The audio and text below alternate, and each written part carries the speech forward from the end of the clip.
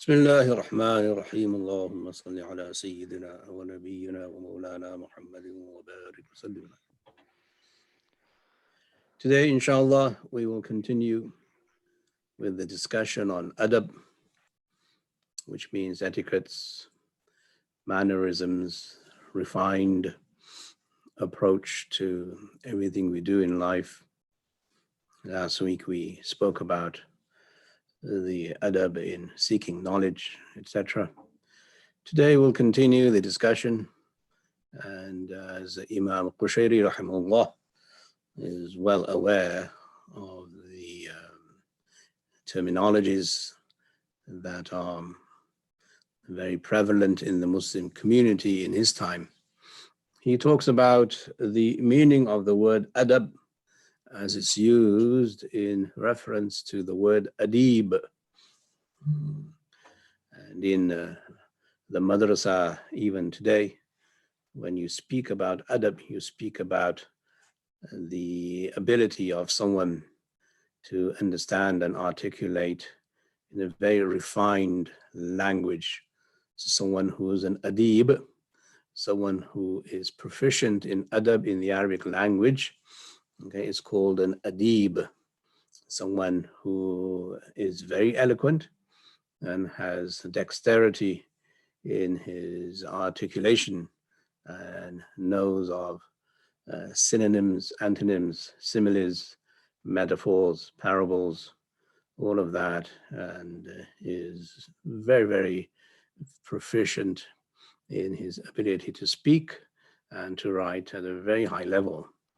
Okay, so this person is known as an adib, and this was always the meaning that people would associate with this word adib, someone who has immense adab. So this adib, or this type of adab, is academic. It is different from the adab that Sufis talk of. And Imam al-Qushayri, rahimahullah, being a great academic himself and also a Sufi, makes the distinction here in one of his quotes that he quotes. قال المصنف رحمه الله نفعنا الله بعلومه في الدارين آمين. وقال ابن عطاء الأدب الوقوف على المستحسنات. فقيل ما معناه؟ قال أن تعامل الله بالأدب سرا وعلنا، فإذا كنت كذلك كنت أديبا وإن كنت أعجميا. So the point here is to bring out the last statement. And in the last statement, وَإِن كُنْتَ أَعْجَمِيًّا, even though you are a non-Arabic speaking person and you don't have the ability to articulate in adab, which is proficiency in the Arabic language, you may still acquire another type of adab, which is not academic, and that is spiritual, and it is intellectual. So this person, Ibn Ata, rahimahullah, is saying that the meaning of adab in terms of ihsan and your behavior is to stop at all the good things. Al-wuquf ma'al mustahsinat, that you stop at all the good things, everything that is good and better and perhaps the best thing to do. So if you know that, say, perhaps the fard of wudu are 4 and the sunnah of wudu are these, and then you have the adab and the mustahabbat. So he says a person who has adab will perform the wudu with all the adab, all the etiquettes, all the good things that the Prophet ﷺ mentioned in hadith, and that is the best way to observe adab in your wudu. Likewise, in matters that are related to life, you will go with what is the best option available to you, not the lowest option and the least preferable option. And that is how Ibn Ata now brings a sense of adab into the layperson, where he's not an academic and he's not someone who's eloquent and he's not someone who articulates his words in the Arabic language like the academics do, but they maintain a certain etiquette and a certain refinement in the way they behave, in the way they present themselves and everything else. So this is now another meaning of adab that Imam Qushayri is establishing, that in the academic arena, adab means the ability to articulate in an eloquent way through the Arabic language. And if you're able to do that, you're an adib. But adab in terms of ihsan, in terms of suluk, in terms of tasawwuf, means that you choose what is the best way and the best method and the best refined approach to everything that you do, not that you do everything in a disorganized and unorganized way where you just do the bare minimum and you think you can get away with it. And that is not the adab of someone who is in suluk. So Imam Qushayri rahimahullah brings this quote to show that he is well aware of the definitions, the academic definitions, and he's also well aware of the other definitions of one word, to show people and to show his readers that every discipline has its own language. And we must appreciate this academically, intellectually, and also as a civilizational value, that since we use the Arabic language and all our modes and means of articulation are in the Arabic language primarily, invariably we're going to use certain words that represent certain meanings and represent certain skills and certain definitions, and we use the same word in another way to mean something very different. So we must be careful that we don't assume that the word we use in one science and one discipline means the same thing when we use it outside of that science and outside of that discipline. Imam Qushayri is bringing this quote of Ibn Ata to show exactly this point, that there are definitions for each field. And even though the words may cross over and the words may overlap, they mean something very different, as he has explained here. So if we were to do, for instance, the idea of a hadith that is weak, right? And we were to use the same word, da'if, weak, outside of the hadith terminology, yeah, we might be guilty of a sin. So we don't associate any weakness with whatever the Prophet ﷺ said or did, etc. It is a term, it's an academic discipline, and it's something that the muhaddith, the one who engages in hadith studies, he uses the word hadith da'if to represent a certain term and a certain idea, and you must not cross that over into a layperson's language and start bombarding people with the word da'if, da'if, da'if everywhere you go. Okay? So this is a discipline, and this is part of the adab that Imam Qushayri is bringing to the Muslim world, that the Muslim world and its civilization is very refined and very reformed and very careful, because they know exactly where to use certain words and where not to use certain words. So he's showing us through this example of Ibn Ata that we need to be disciplined and we must have adab with knowledge, so that we do not go haywire in our misunderstandings and our misconceptions of the deen, academically and intellectually.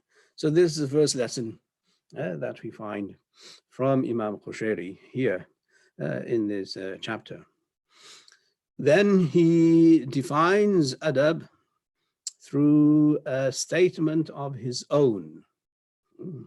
So since he is an alim and he is an academic and he has great skills, he chooses to offer a definition of adab in terms of tasawwuf and suluk himself. So he says, وَحَقِيقَةُ الْأَدَبِ اجْتِمَاعُ خِصَالِ الْخَيْرِ فالأديب الذي اجتمع فيه خصال الخير ومنه المأدبة اسم للمجمع.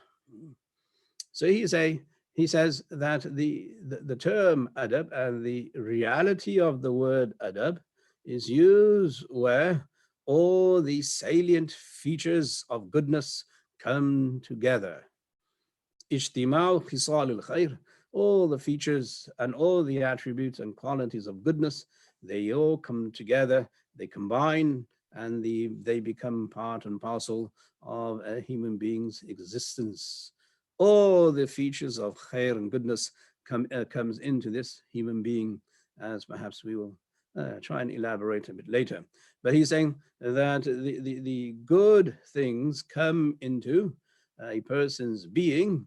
That is when a person becomes an adib.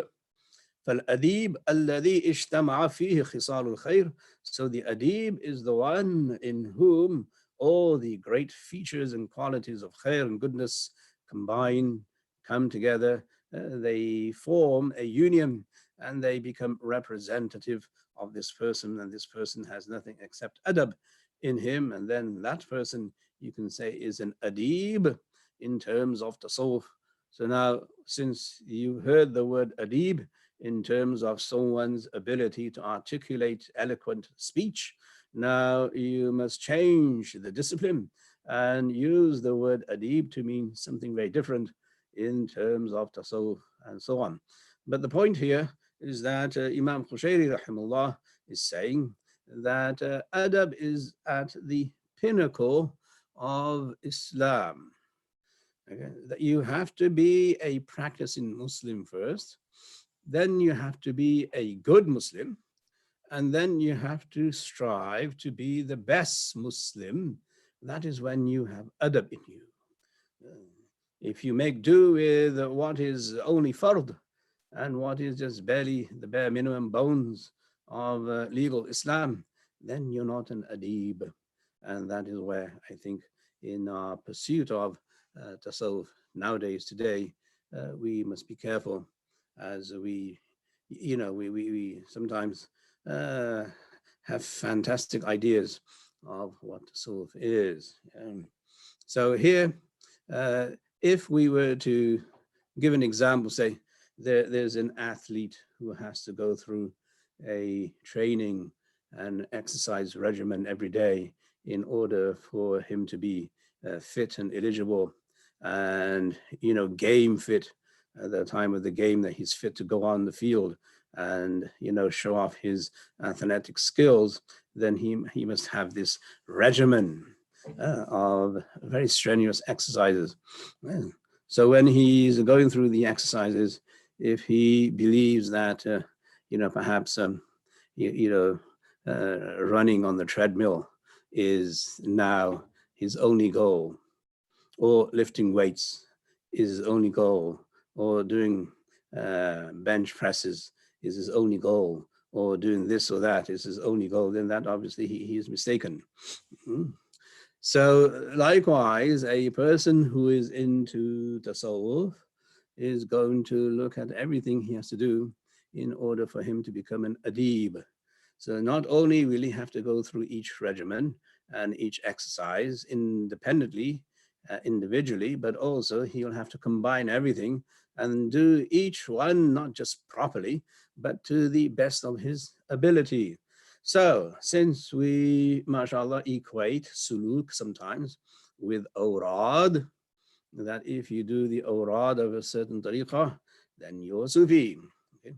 Well, that is not the case. That is just one exercise that the person who's in suluk must observe, is one of the many exercises that he or she must observe in order to reach the ranks of a salik and so on.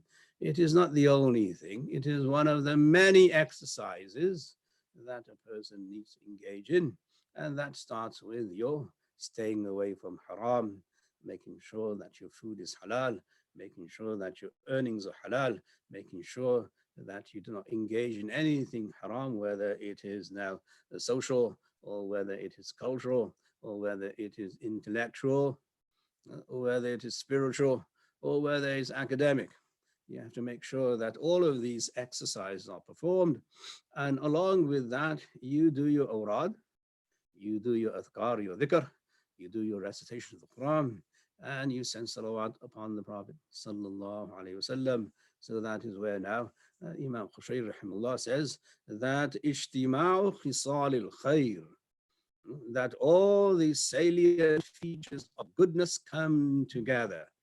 Every feature is distinct from the other, and everyone carries a certain weight and a certain refinement and a certain adab. So the adib is one who gathers all of these features and lives his life according to the standards of goodness. Where if we were to further analyze what Imam Qushayri is juxtaposing here, he's just juxtaposing the word khair with shar. That there's khair, goodness, and there's shar, which is evil. So a salik bears no evil in his mind, in his heart. And that is per the definition of the Prophet sallallahu alaihi wasallam, al-Muslimu man salim al-Muslimuna min lisanihi wa yadihi, that a Muslim is a person from whose hands and tongues other Muslims are safe. So Muslims do not go out of their way to hurt each other. There is no shar, there is no evil in the portfolio of a Muslim. If there is evil, then he has to re-engage himself with Islam and with Iman, and he has to make tawbah, and he has to come terms with his evil, because evil is not something that the Prophet ﷺ came to promote and to propagate. So here we see that the depth of Imam Qushayri's abilities and his knowledge, that we only believe in gathering kindness and goodness, and they have their virtues and they have their parameters, they have their channels of application and presentation, representation, etc. But an adib in Taṣawwuf is someone who has now refined everything in such a way that he carries himself only with goodness. And obviously that's a lifelong task. It doesn't come overnight. As I've said several times before, it's something that you struggle with all the time on a daily basis, a weekly basis, a monthly basis, a yearly basis, until you reach a level where you have nothing except kindness and goodness in you. That is when you can say now, Alhamdulillah, I am tasting adab. That may be at the end of your lives. If you have a long life, mashallah, give us all long lives with barakah and afiyah. But if you have a long life, then you may say that finally, when I'm there and I'm about to die, I may be someone who has now gathered all the salient features of goodness and kindness in me. So that is a lifelong goal that we must aspire, and that is what we can do, is to aspire and then to seek, because the word salik is someone who aspires and seeks. Yeah. So here Imam Qushayri rahimahullah gives us an understanding that we must now do something that is going to help us throughout our lives. And the next statement is from his teacher. His teacher is Abu Ali al-Daqqaq, who was also a great scholar and a great Sufi. He is the one who trained him in matters of tasawwuf. He says, Imam Qushayri says, Sami'at al-Ustad Abu Ali al-Daqqaq radiyallahu anhu, I heard my teacher Abu Ali al-Daqqaq radiyallahu anhu saying, Al-abdu yasilu bi ta'atihi ila al-Jannah, that a servant reaches through his obedience to Allah Jannah.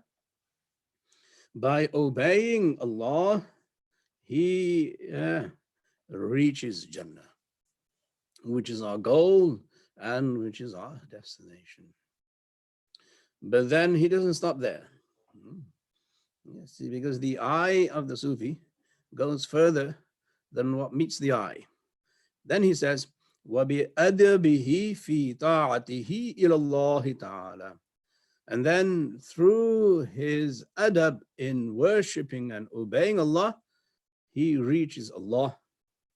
So through worshipping Allah, he reaches Jannah, and through observing adab in his worship, he reaches Allah himself. And there's a difference.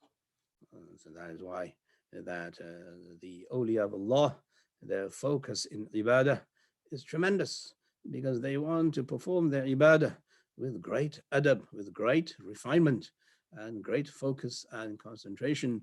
And that is how you reach Allah. If you reach Allah, then you have everything. If you reach Jannah, then that's your destination. You have made it. Alhamdulillah, Allah give us all Jannah through His fadl, inshallah. But then if you want to go further, and as Imam Ghazali rahimahullah later on explains, that if you want to see the beautiful vision of Allah subhanahu wa ta'ala Himself, then you have to do something extra. That something extra is being refined in ibadah. That you are refined in your ibadah and you're more devoted, more focused in your ibadah. That's known as adab in ibadah. So here, his teacher, Imam Qushayri's teacher, Abu Ali Daqqaq, rahimahullah, has made an exceptional statement that if you are obedient to Allah, inshallah, you will reach Jannah. But if you observe a refined approach and adab in your ibadah, you will reach Allah subhanahu wa ta'ala Himself, where Allah will then show you Himself in Jannah. And that is something we all hope for. And we make dua Allah subhanahu wa ta'ala shows us Himself, inshallah, in Jannah, all of us, inshallah. This is how we see that the awliya of Allah and the people of Taṣawwuf, first of all, they're very genuine Muslims. They're very good practicing Muslims, number one. Number two, then they do much more than that because they have another focus. And their focus in life is to please Allah subhanahu wa ta'ala. And that is the meaning of adab in this context. Yeah. Now we're going to discuss another level of adab which perhaps escapes people. And I want to bring this to your attention because we are still part of a global civilization. Islam and Muslims do represent a global Islamic civilization, and our values are still the same as they were during the time of the Prophet sallallahu alaihi wasallam, the Sahaba and the Tabi'in. They led the way by demarcating those values and by making themselves landmarks for those values. And we must not lose those landmarks because we are in a different civilization. Our civilizational values are based on the Quran and Sunnah, are based on the example of the Prophet sallallahu alaihi wasallam and the Sahaba. So they had these civilizational values which are very intriguing. So I want to point your attention to something that is very unique here, and you'll see, inshallah, what I'm saying. Imam Qushayri rahimahullah says, سمعت الأستاذ أبا علي الدقاق رحمة الله يقول من صاحب الملوك بغير أدب أسلمه الجهل إلى القتل. Subhanallah. This is a huge, huge adab. That, mashallah, we all have our opinions about Islam, Islamic theory, political theory, who rules, who doesn't rule, who's a good ruler, who's a bad ruler, who's an evil ruler, who's a waste of time, etc. That's all fine and dandy. But the Sufi, right, the people of Taṣawwuf and the people of Adab, they had a protocol, as did the Sahaba and the Tabi'in. They all had protocols in front of rulers. Now, it is obvious that they didn't always like the rulers. And they knew that certain rulers were unjust. And they knew that certain rulers were sinners. And they knew that they should not be anywhere near the courtyards of these rulers. Okay? But even there, they maintained a civilizational value through adab, that even though you despise the actions of this ruler, how do you behave? How do you behave? So here, Imam Qushayri, who was to be threatened by the ruler of his region, as we know, he is being told by his teacher beforehand to show him that if he is ill-treated, mistreated by the ruler, then how should he behave with the ruler? And that is where the protocol comes in. So you go to the ruler is there, and you're infuriated with his lack of Islam, and you're infuriated with his behavior, and you hate everything about him and his system, his government, his rule, etc. But how do you behave?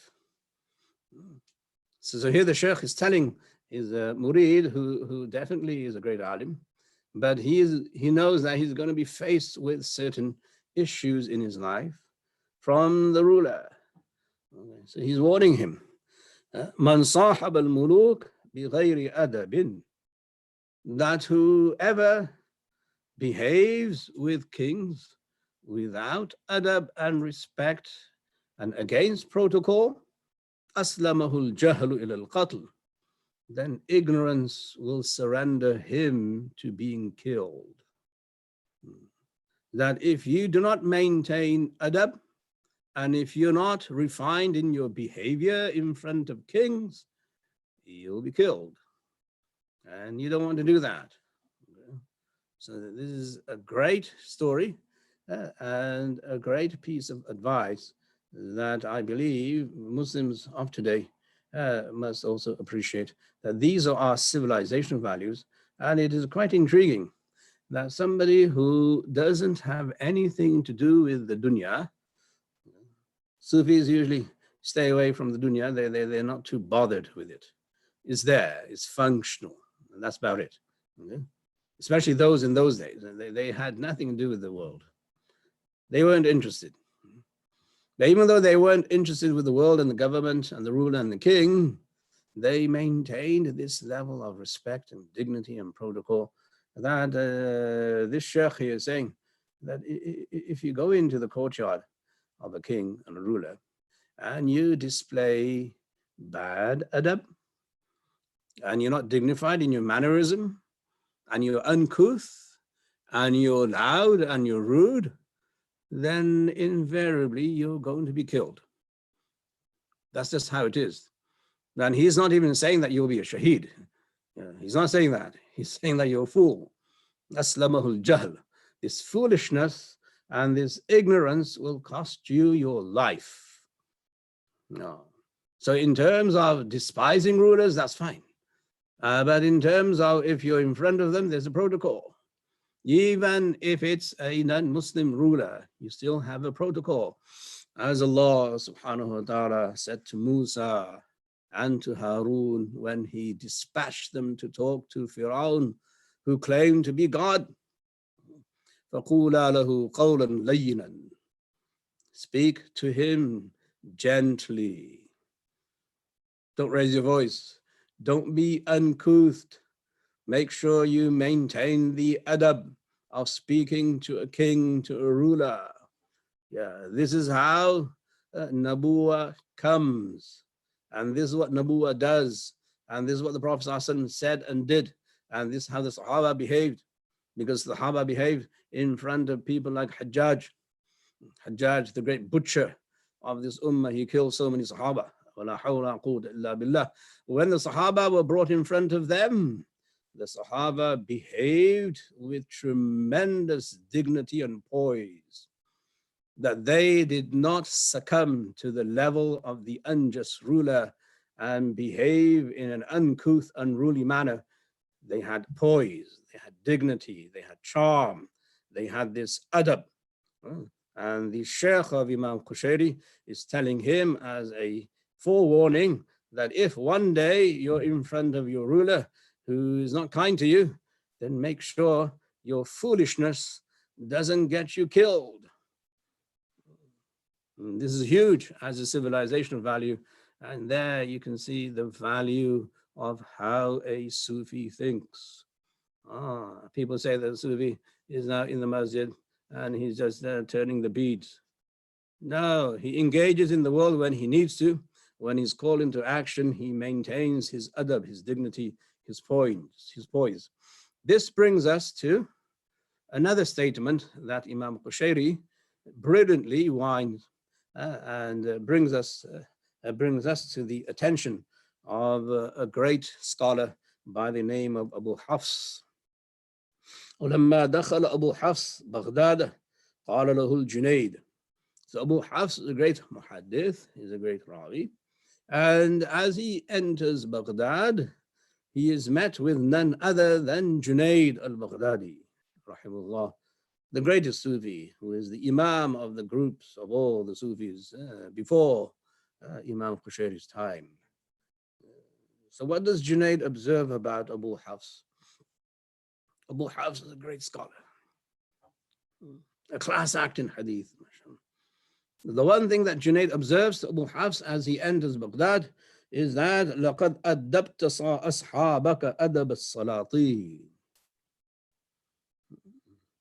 that you have trained your students with the adab of kings, with the adab of rulers. That when you know how to behave in front of a king, in front of a ruler, that there are protocols. And you have to maintain those protocols if you're there in that courtyard. Because the Prophet ﷺ said, أَنزِلُ النَّاسَ مَنَازِلَهُمْ, that treat people according to their degrees that Allah has given them. Treat people according to their ranks in the world. Meaning that if somebody goes for an interview, he wants to meet the CEO of that company and he is uncouth, then obviously they'll probably chuck him out and throw him out and say, get out of here. You'll probably never find a job anywhere in the world. No. So here we see, the point here is that Junayd Baghdadi observes the quality of this great alim, that he's a great alim of hadith, but he sees that the most prominent quality in this person is the way he's trained his students, that his students don't talk out of turn. They maintain the poise as if they were in front of a king. Adab al-Salatin. This is huge for us in today, because as I said, we all have our, mashallah, theories about rulers and governors and kings and whatever. But God forbid, if we were ever to face them, then how would we behave? Then we'd have to behave according to the adab of the moment and the etiquette of the time, so that we are in sync with the Islamic civilizational value. This is civilizational value that has kept the Muslim civilization alive for over a millennium, and alhamdulillah, we should maintain this standard of adab, that you must speak to people according to their ranks that Allah has given them. Allah has given people ranks over each other. That's just the way the world works. Okay? So if you know how to behave with a person this way and a person that way, then you'll be amongst those people who are successful, not only in this world, but also in the world hereafter. And this brings me to another story of Junayd himself and his student, who is Shibli, that like all other good people, good Muslims, Junayd was also faced with rulers who didn't like him and who tried to hurt him and who troubled him. So once he was summoned by the regional ruler, and Junayd went, and he was accompanied by his student Shibli. So now, this student Shibli was also a great alim, a great Sufi. And when they went, since the murid or the student of a sheikh is going to give preference to the sheikh over everybody else on the planet, Shibli started to do a few things that were not in sync with the adab of the moment. And the ruler became slightly disturbed.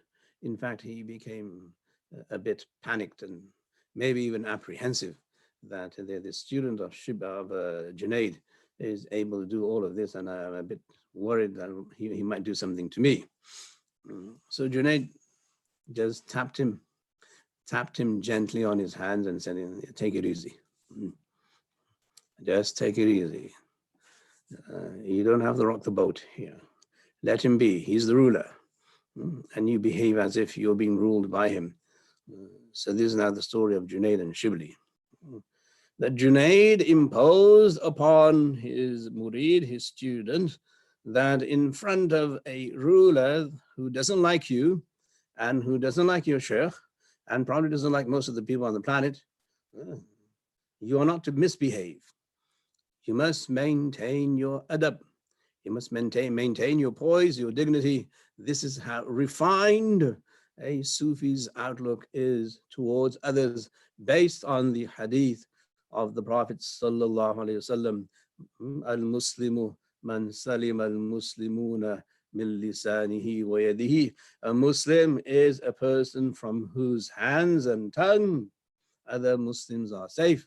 So even though we despise the ruler, we're not going to initiate any harm towards him. We are not going to initiate any shar, any evil towards him. We want to be people who have what Imam al-Qushayri says, ijtima'u khisal al-khair, that we want to combine and bring into us all the great features of khair and goodness in us, so that we are an adib, a disciplined, refined person in front of Allah subhanahu wa ta'ala. So these are some stories, some anecdotes, and some lessons for all Muslims of today, that before they go Sufi bashing and before they discredit what the people of Allah do and what they say out of pure ignorance, maybe they should spend a few moments reading this book of Imam al-Qushayri, and then they will see that the world will open up for them, that they'll understand that Allah subhanahu wa ta'ala has always created in this ummah people of great stature, people of kindness, and people who are altruistic, and people who are generous, and those people are in the community even today. We just have to open our eyes to see who they are and where they are, and so on. Anyway, based on this discussion, we're going to conclude with a hadith, inshallah.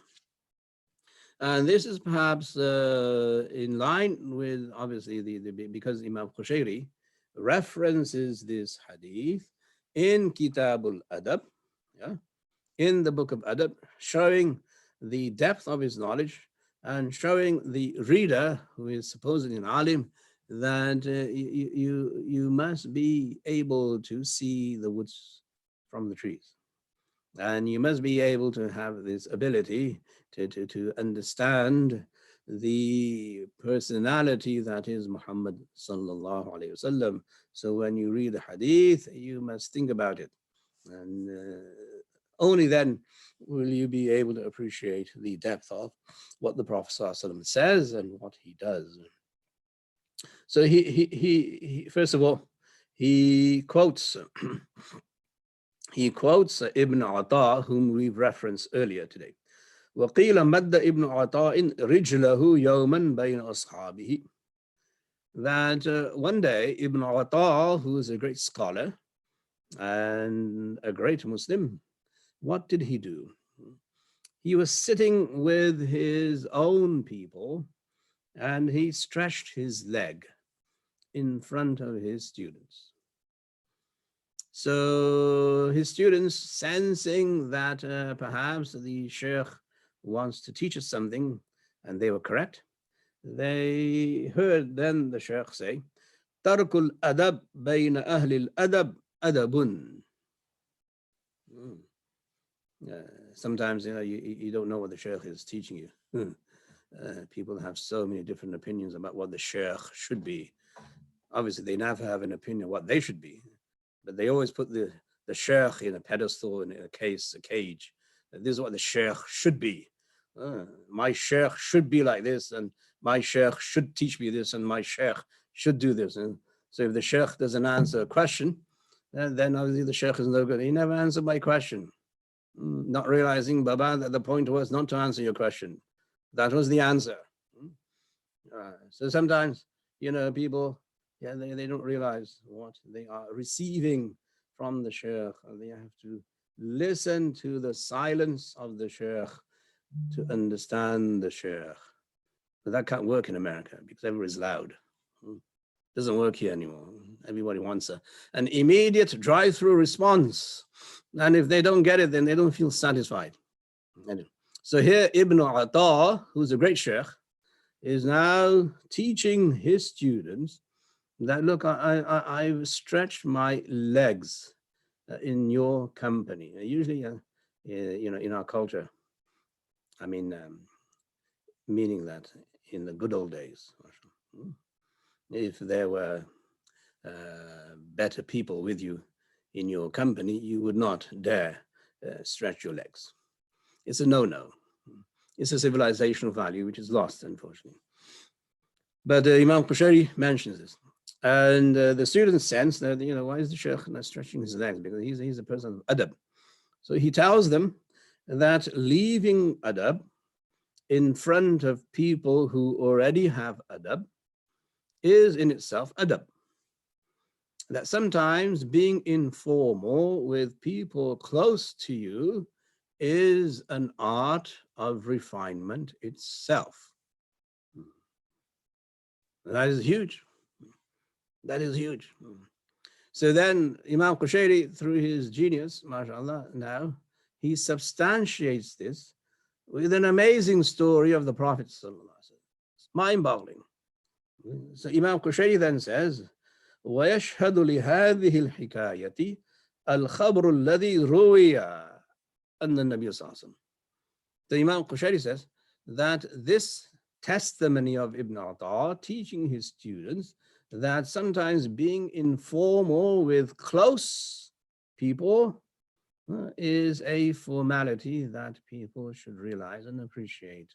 Not all the time, but only in the close circles.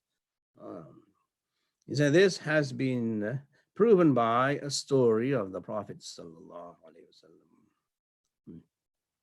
كان عنده أبو بكر وعمر. That Abu Bakr and Umar were in the presence of the Prophet sallallahu alaihi wasallam, and he was sitting or lying down in a very relaxed and calm position. You have to understand who is Abu Bakr and who is Umar. Both of them are his father-in-laws. Both of them. Abu Bakr is a father-in-law. The Prophet ﷺ married Aisha. Umar is a father-in-law. The Prophet ﷺ married Hafsa. So in the company of his fathers-in-law, the Prophet ﷺ was very calm, very relaxed, and very informal. Very, very informal. Yeah. فَدَخَلَ Uthman. Uthman radiallahu enters upon them. Who is Uthman? Uthman is a son-in-law. So what does the Prophet ﷺ say or do? فَغَطَّى فَخِذَهُ. He immediately scampered to become more formal. He covered his legs. He covered himself. He rushed to cover himself. If you leave the story there, then you're fascinated. That in front of your fathers-in-law, you're calm, relaxed, informal. Your son-in-law walks in and all of a sudden you're very formal. Very formal. You go figure. The Prophet ﷺ then said something. أَلَا أَسْتَحْيِي مِنْ رَجُلٍ تَسْتَحْيِي مِنْهُ الْمَلَائِكَةِ. That should I not be modest and weary in front of the person from whom angels shy away? The angels are modest in front of Uthman. They're very modest. When they see Uthman, they're very modest, they're very formal. So the Prophet ﷺ, seeing this as a quality of Uthman radiallahu anhu, respects that quality in Uthman and then braces himself and becomes much more formal, much more formal. And he says that this is the rank of Uthman, that angels honor him with formality when they see him. I'm going to do the same thing that angels do, and I'm going to respect him, and I'm going to be very formal when he's here. Who is my son-in-law? But with the fathers-in-law, Abu Bakr and Umar, who are more higher in rank than Uthman, very informal. Now, this shows you the genius of the Prophet sallallahu alaihi wasallam, and it is from this story that Imam Qushayri brings all of these quotes and then establishes the chapter of Adab. Now, this is the genius of the scholarship of Imam Qushayri, rahimahullah. Allah gave him ajr for what he has done for us, mashallah. Then Imam Qushayri doesn't leave it to our imagination. What does he do? He comments on it. And he comments on it in a very remarkable way. Okay? And what is that? That in the mind of the reader, who is perhaps a novice and doesn't understand the intricate details of prophethood, the shaitan and the iblis and the khannas may whisper into his mind and say, hey, wait a minute, what is this? Abu Bakr and Umar are much high in rank and he's informal with them, and Uthman is low in rank, he's formal with them. Does that mean to say Uthman is high in rank than Abu Bakr and Umar? So he says, hold your horses. Take it easy. So Imam Qushayri then makes a comment. نبهه صلى الله عليه وسلم على أن حشمة عثمان رضي الله عنه وإن عظمت عنده فالحالة التي كانت بينه وبين أبي بكر وعمر رضي الله عنهما كانت أصفى. سبحان الله. So here in this hadith and this action of the Prophet sallallahu alaihi wasallam, he is alluding to one point, one reality, that even though Uthman's honor and dignity is greater in the eyes of the Prophet sallallahu alaihi wasallam because of the angels, okay, behaving the way they do with him, the position of Abu Bakr and Umar is much more pure than the position of Uthman radiallahu anhu. Meaning that does not bring down the rank of Abu Bakr and Umar. It raises their ranks. Why? Because of what Ibn Ata said to his students previously. Tarkul adab bayna ahli al-adab adabun. Leaving adab amongst the people who are of adab is an adab itself. So here we see that the Imam Qushayri's ability to synchronize these events and quotes and anecdotes together in such a way that now makes perfect Sunni sense. Yes, he is making sure you don't get off your high horses and you run your horses wild and your imagination now gets the better of you and you start thinking that this Uthman, this Abu Bakr, Umar, and you start playing, God with their ranks. You say you can't do that. The ranks are determined by wahi, by the Prophet sallallahu alaihi wasallam. That is very clear and evident from our books and from our texts and from the quotes of the Sahaba themselves, that Abu Bakr is the highest and Umar is then second and Uthman is then third. So just because in one incident the Prophet ﷺ gave respect to Uthman in such a way that seemingly was more than the respect he gave to Abu Bakr and Umar, doesn't mean to say you start questioning the validity of the ranks amongst the Sahaba. You don't do that. Why? Because there's another point to that story, and that point is that the Prophet ﷺ's now behavior with the two, with the Shaykhain, Abu Bakr and Umar, is much better than his behavior with Uthman, because he was much more calm and relaxed and informal with them, which shows that they were part of his inner household circle, where Uthman maybe was not there yet.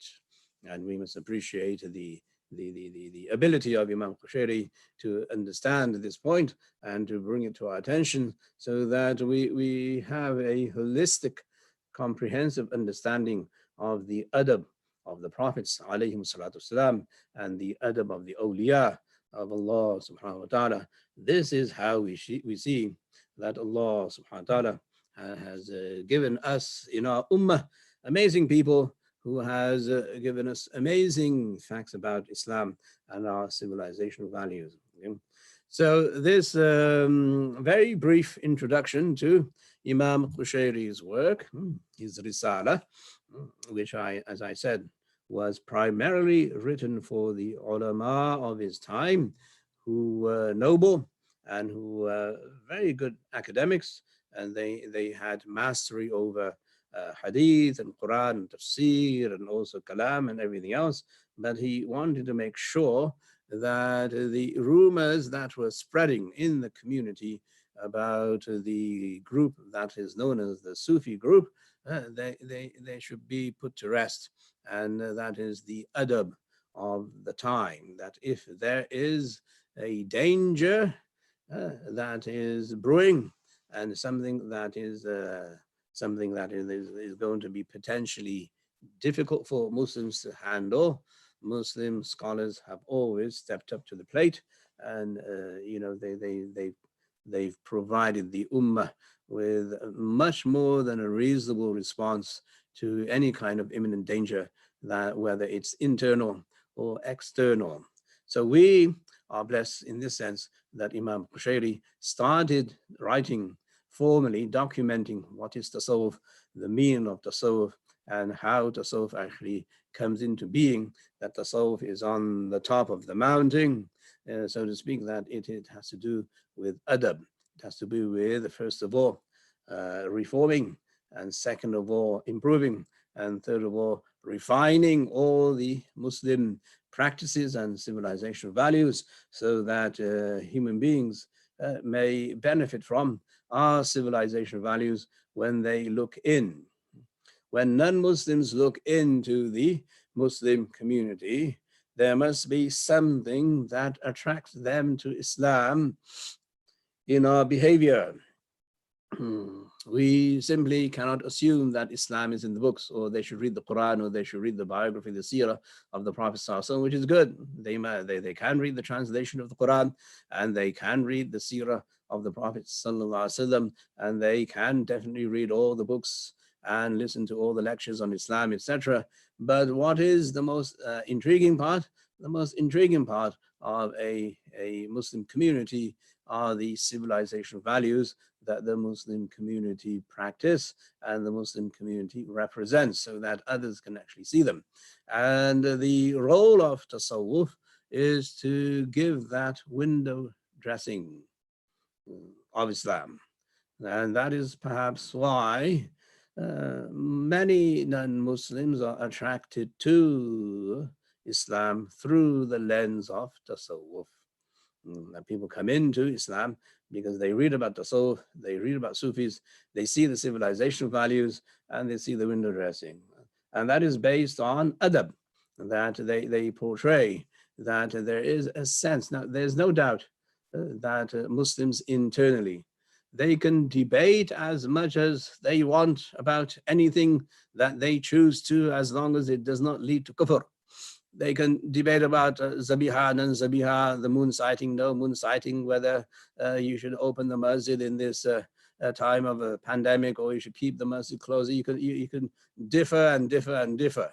But when it comes to representing Islam, meaning that when others look into the window of Islam, there must be something that they see which is Islamic, and that is adab.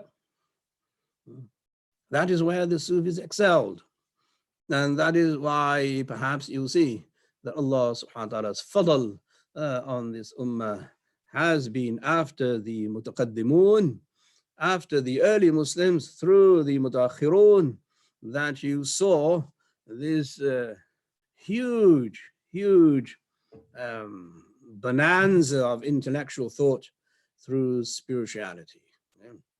The myth that Orientalists have kind of injected into the Muslim mind, that Islam suffers from fossilization, and there's no thinking left, and there's no original thinking left, and there's no creativity left. And that's all bogus. Okay? Because as soon as you see Imam Qushayri, you say the great intellectual giants in the Sufis. Then you see Ghazali. Then you see Shaykh Abdul Qadir Jilani. Then you see Ibn Arabi. Then you see Mu'ayyinuddin Chishti. And then you see other people like Sarhindi. And then you see Shah Waliullah. So, all of this nonsensical talk that Muslims lack creativity is totally untrue. And that, unfortunately, is where their kind of theory carries no weight. Why? Because even they concede that these people I just mentioned, they're very creative scholars. So they were part of the Muslim civilization, they were Muslim. What do you think Rumi is? You think Rumi is some kind of Christian or some kind of Sikh or some kind of Buddhist? Rumi is a Muslim. So now when you say that this is the window dressing, the intellectual and the behavioral window dressing that the people of Tasawwuf brought to Islam is unquestionable. We can't question that in terms of history. So we had our great Sahaba. We had our great Tabi'un and the Mujtahidun, the greatest of all greats, Abu Hanifa and Malik and Shafi and Ahmad. And then you had your great Muhaddithun, Bukhari, Muslim, Tirmidhi, all of that. And then you had your great Mutakallimun. Those people excelled in Kalam, the Maturidi and Ashari. Then you had this age. Imam Qushayri was the pioneer of this age, where Muslims brought into the forefront creative thinking with regards to the heights of spirituality. And that is what intrigues people sometimes when they read about Islam. People in the West, when they read about Islam through Tasawwuf, they're kind of inclined towards saying, oh, this is great. This is the window dressing that Muslims have always offered since that time until now. And we must continue this trend. But it has to be what we call ala basira, based on knowledge, not on jahl, not on ignorance. That we have many misconceptions about what Tasawwuf is, as I've mentioned before, not only from those who don't like Tasawwuf, but from those who like Tasawwuf, they simply don't know enough to represent what Tasawwuf is. And that is why I initiated this series of talks, so that people would know that in our early tradition of documentation, Imam Qushayri was one of the first to write about Tasawwuf from a very academic perspective, so that the scholars of his time would know that indeed the people who call themselves Sufis and who partake in Tasawwuf and Tasawwuf-based activities, they are not only just part of the Ummah, they are the ambassadors of the deen and the religion in front of non-Muslims. And that is where we must find fodder for us today, especially in non-Muslim countries, that if we are going to present Islam and the beauty and the ihsan and the excellence of Islam, it must be grounded, first of all, in Sharia, and then it must be clothed and donned, and we must wear the garb so that people who see us know that we are genuine human beings, and we genuinely want to benefit all of the human beings through our devoted worship to Allah and through our sense of khidmah and service to all mankind. May Allah subhanahu wa ta'ala help us and guide us. May Allah subhanahu wa ta'ala reform us. May Allah subhanahu wa ta'ala improve us.